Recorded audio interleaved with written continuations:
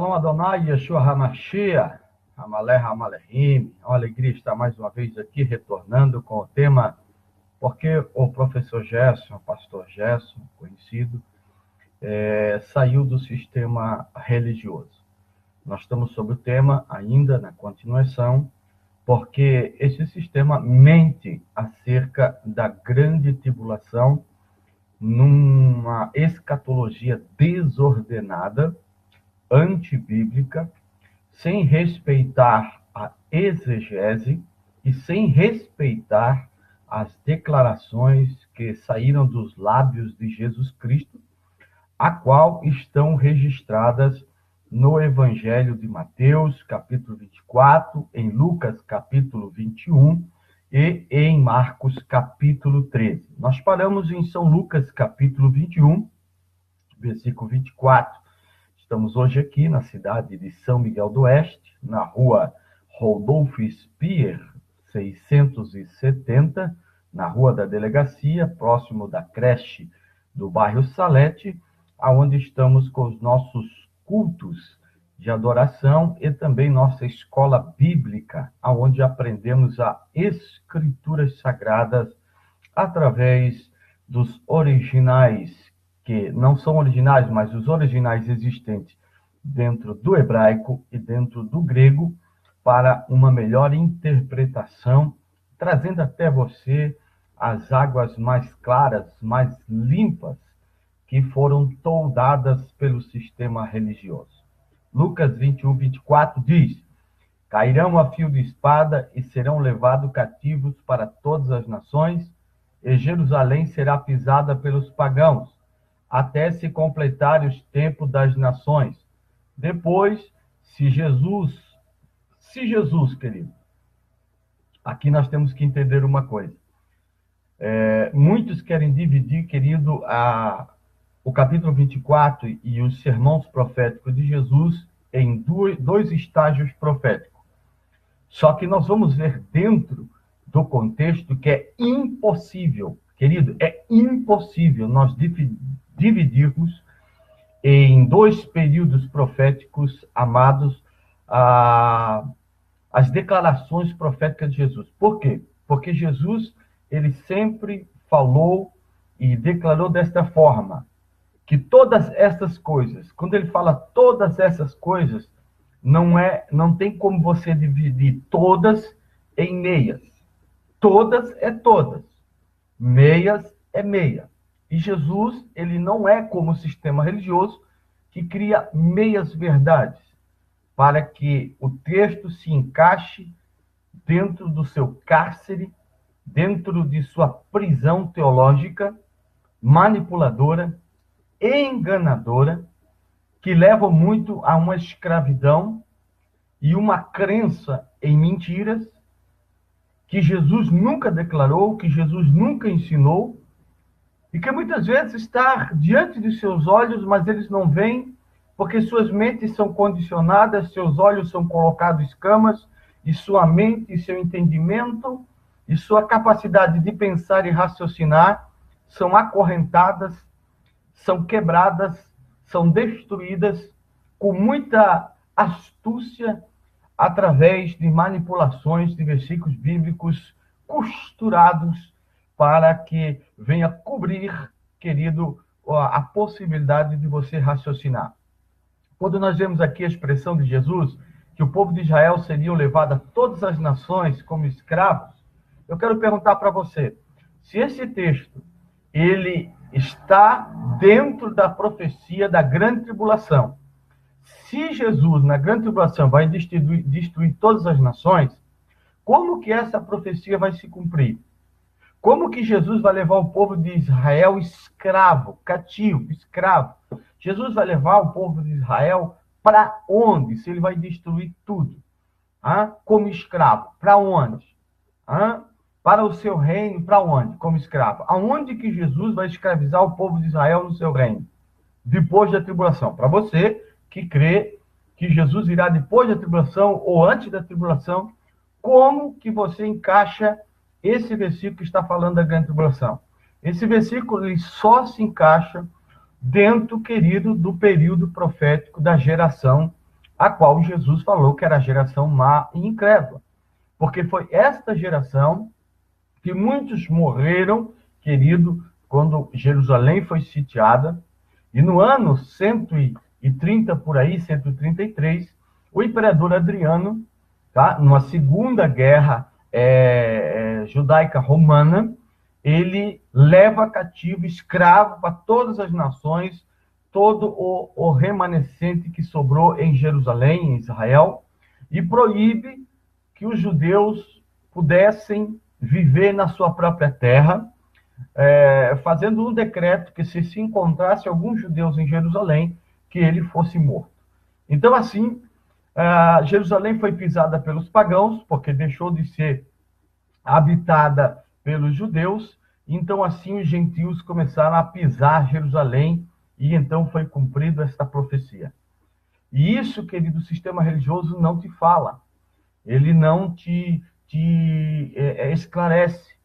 Faça essa pergunta, porque Jesus ele coloca todo esse contexto, todas essas profecias, que se cumpram todos dentro de um período profético, que seria, querido, a sua geração, a geração incrédula, que foi a pior geração de toda a história de Israel, porque eles foram punidos com o juízo de Jesus Cristo, a qual, e no ano 70, com a ferramenta chamada Tito e Vespasiano, Jerusalém foi sitiada, destruída, e foi uma grande tribulação como nunca se viu e como nunca haverá novamente. Então, querido, pegar esse versículo e jogar para os nossos dias e fazer como a Record está fazendo, essa novela sobre Apocalipse, totalmente desnorteado da verdade, totalmente fora da realidade, levando as pessoas a acreditarem em coisas que não estão anexadas ou em conformidade com os ensinamentos de Yeshua, o nosso Senhor. Querido, em Lucas 21:12 diz ainda: mas antes de tudo isso vos lançarão mãos e vos perseguirão, entregando-vos às sinagogas e aos cárceres, levando-os à presença dos reis, dos governadores, por causa de mim. Tudo bem, querido. Eu quero que você, depois, hoje, nos dias que nós estamos vivendo, tá? Eu quero que você me apresente algum cristão que está sendo chamado pelos judeus, porque sinagogas são os lugares de reunião dos judeus, algum cristão que foi chamado, tá? E foi perseguido, e foram até a sinagoga de algum judeu, e algum judeu, querido, com a imposição de autoridade, lançou algum cristão no cárcere, e também chegou e disse: olha, por que você aceita Jesus? Você é judeu, por que aceita Jesus? Você não pode aceitar Jesus. Ou pegar um cristão e dizer: por que você aceita Jesus? Não pode. Porque aqui Jesus disse: antes de tudo isso, antes de tudo o quê? Antes de tudo o que está antes desse texto. Você que é exegeta, você que diz ser exegeta, você tem que entender isso. Mas antes de tudo isso, o que vai acontecer? Tem que acontecer isso. E quando que isso aconteceu, se não foi no tempo depois de Jesus ascender aos céus, aonde os discípulos foram levados até a sinagoga, perseguidos, mortos, levados diante de reis, querido, até Herodes mandou matar a Tiago a fio de espada. Querido, isso se cumpriu no período da geração de Jesus, porque foi o que ele profetizou. Tá? Grande tribulação, querido, é uma grande tribulação que haverá em Israel. Tá? Então, nós vemos que tudo isso já se cumpriu. Não existe grande tribulação no futuro. Não existe grande tribulação para nós hoje. Isso é simplesmente algo que Jesus ele não pregou, ele não ensinou, ele não mostrou, ele não revelou, ele não profetizou para os nossos tempos. E sim para o tempo da sua geração. E ele mesmo disse que essa geração não passaria antes que tudo isso. Se vocês já dizem, antes que tudo isto o quê? Tudo que ele havia profetizado, tudo aquilo que iria de acontecer. Se você quiser ainda, depois dessa explicação, você quiser procurar na sua Bíblia, ler, e você vai ver se é possível algum cristão hoje ser perseguido pelas sinagogas dos judeus, perseguido por algum judeu. Eu quero que você me mostre aonde vai acontecer. Ah, mas isso aqui é... Não, Jesus foi claro. Vocês serão perseguidos e vocês serão entregues às sinagogas e aos cárceres e serão levados à presença de reis.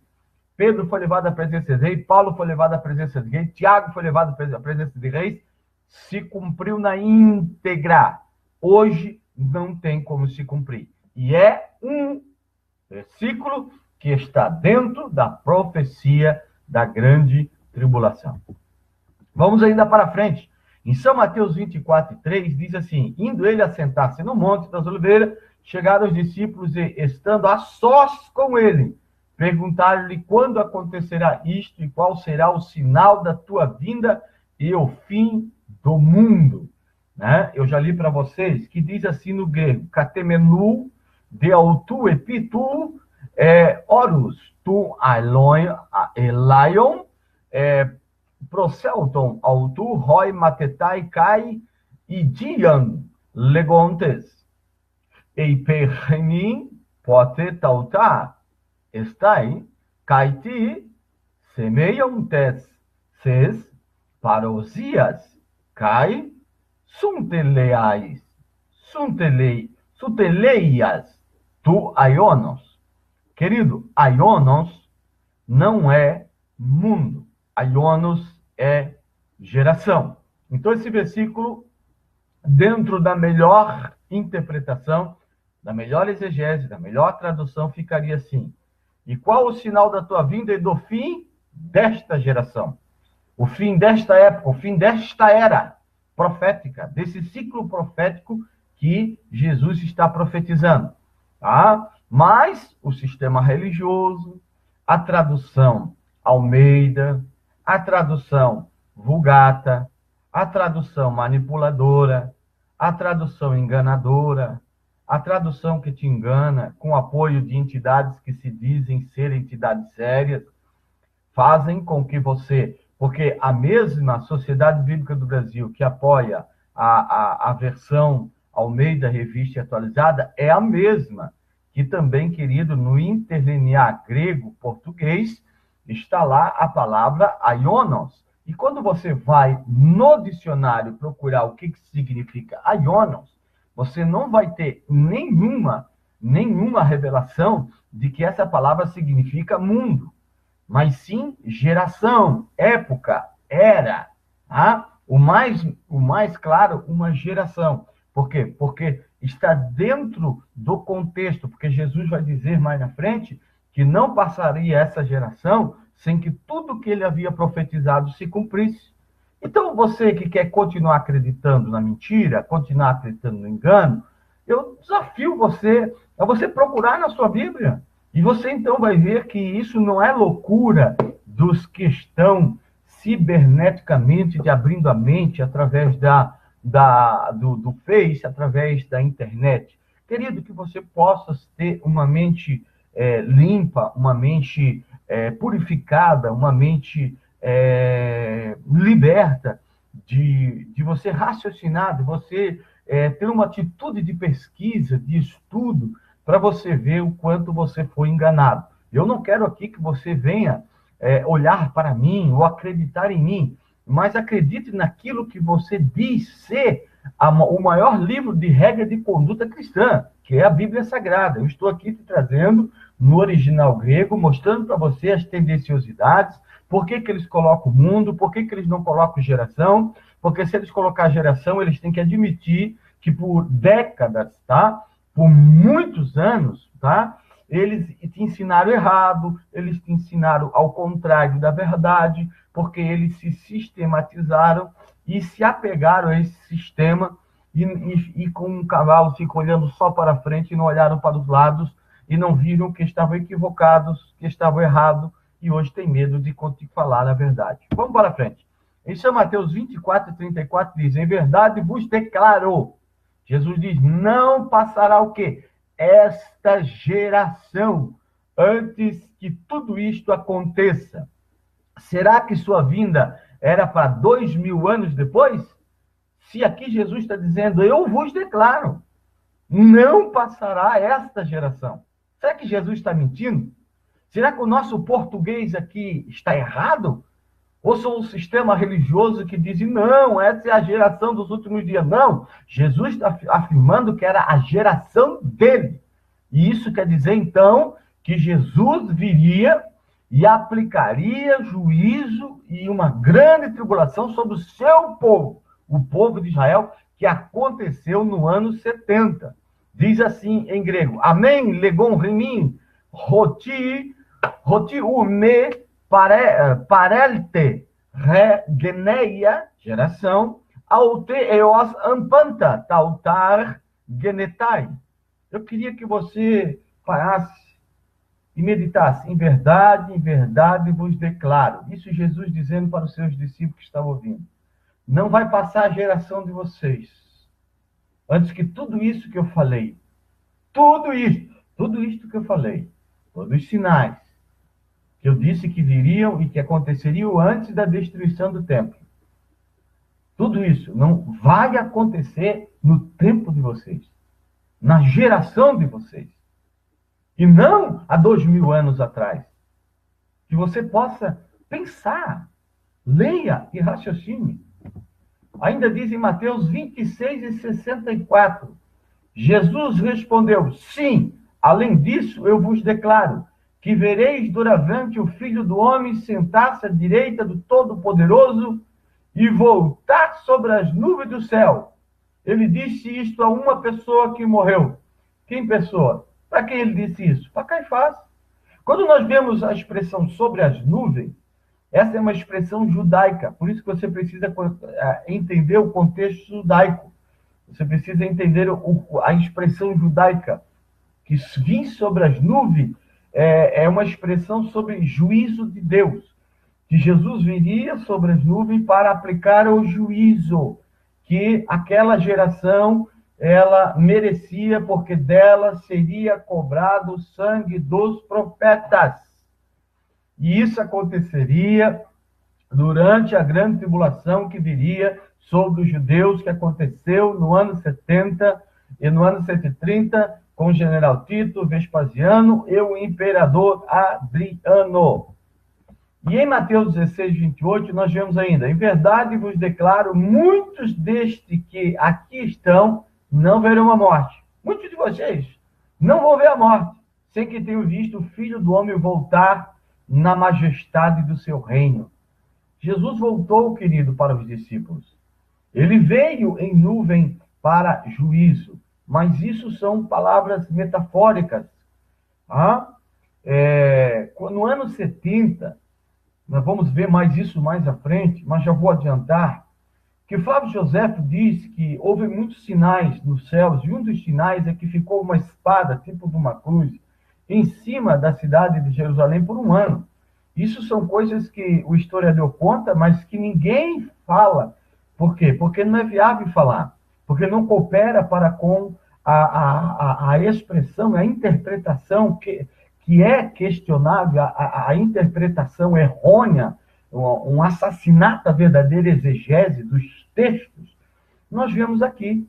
Então, querido, Jesus disse que muitos não passariam pela morte antes de vir o seu retorno, antes de vir cumprir as profecias acerca do sermão profético de Jesus.